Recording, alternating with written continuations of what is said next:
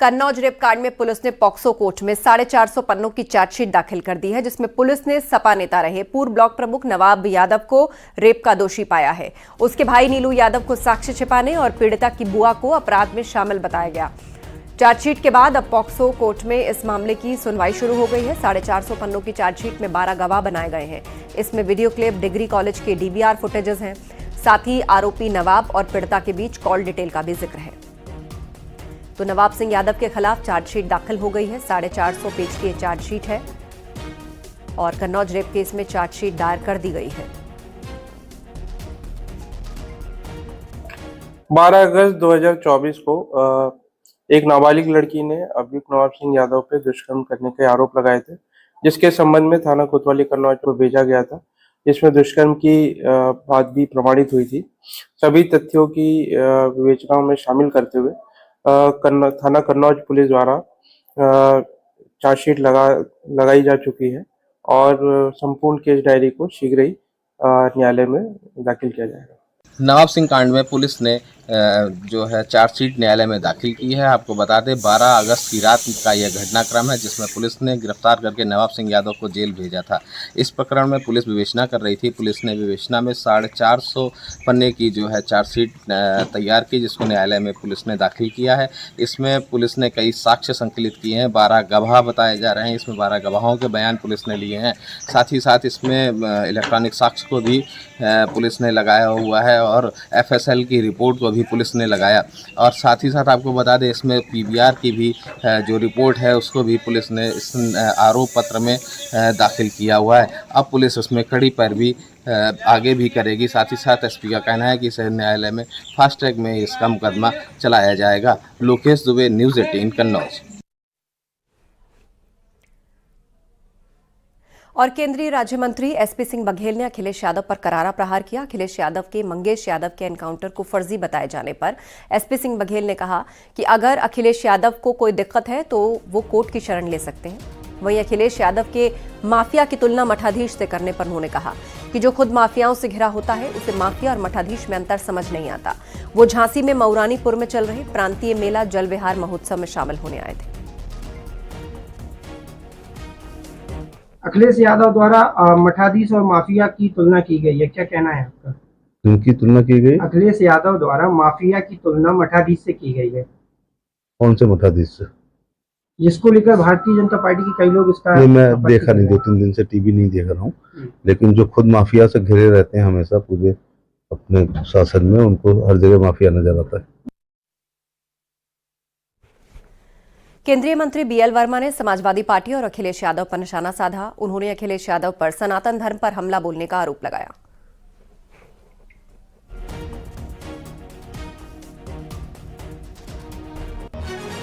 Samajwadi party हो या इंडी गठबंधन के अन्य दल हो, लगातार सनातन धर्म पर, मठ मंदिरों पर, साधु संतों पर हमला बोलने का काम करते हैं। और मुझे लगता है कि जो सनातनी है या देश और प्रदेश की जनता है, इन सब चीज़ों को देखने का काम करती है। जहाँ तक गुंडे माफियाओं का जब सवाल है, तो मुझे लगता है कि 2017 से पहले का शासन किसी से छिपा नहीं है, जो अखिलेश जी के नेतृत्व में चल रहा था।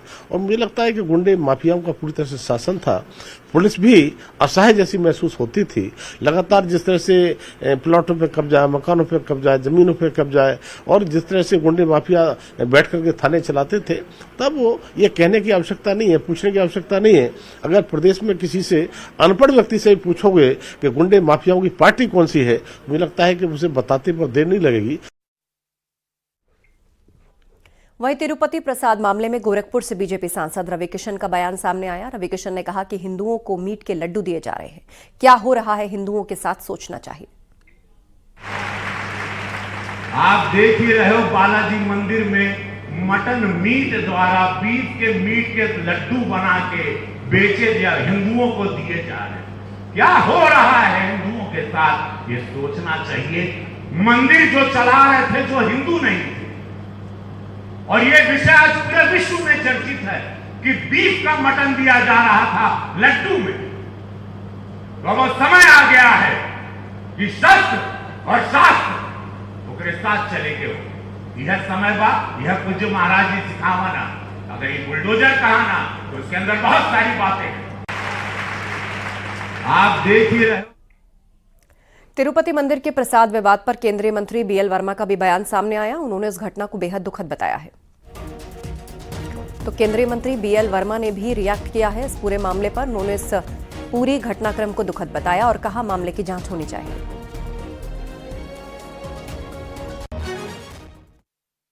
देखिए, वास्तव में बहुत ही दुखद ये घटना है।